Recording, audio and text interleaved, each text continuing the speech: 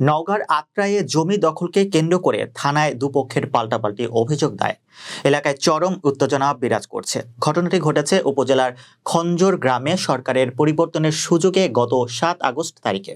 নওগাঁ প্রতিনিধি জানান, সরেজমিনে গেলে ভুক্তভোগী পরিবার ও এলাকাবাসী জানান, খঞ্জর সাব পোস্ট অফিসের দক্ষিণ পাশে আত্রাই খাজুরা রাস্তার ধারে আত্রাই নদীতে বিলীন হওয়া সরকারি খাস জমিতে মাটি ভরাট করে ৩০ বছর ধরে বসবাস করে আসছে। অনুসন্ধানে দেখা গেছে, বাদীপক্ষ খঞ্জর গ্রামের মোহাম্মদ আহাদ আলী সর্দার গং এই জমির মালিকানা দাবি করে।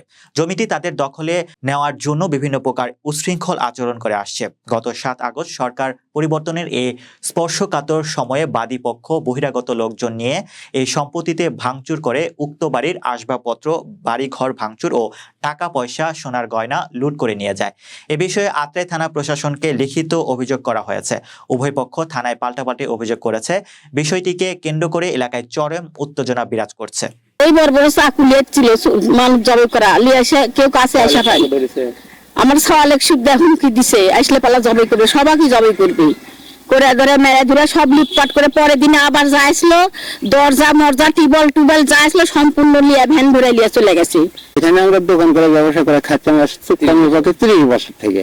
মোহাম্মদ সর্দার জায়গা দিছে আমাকে থাকতে, যার জায়গা তাই দিতে তার ছোট ভাই আসে ভাঙছে, ছোট ভাই বেটারা কিছু বার করতে যায়নি, আমার সব লুটপাট করে চলে গেছে। দরজা টরজা সমস্ত অনেক খন্দরের সর্দার পাড়ার খাজা ভগারা অস্ত্র মস্ত্র নিয়ে এসে ছেলে ফেলে নিয়ে এসে ঘরের ভিতরে যেগুলো ছিল টাকা পয়সা, সোনা দানা, গরু, খাসি, এগুলো সবকিছু লুটপাট করে, জানলা দরজা সবকিছু লুটপাট করে নিয়ে চলে যায়। তারা বলে যে এখানে আমাদের জায়গা আছে। আমরা বলি যে আপনাদের জায়গা যদি থাকে তাহলে আপনারা মাপ করে নিয়ে চলে যাবেন, আমরা ছেড়ে দেবো, সমস্যা নাই।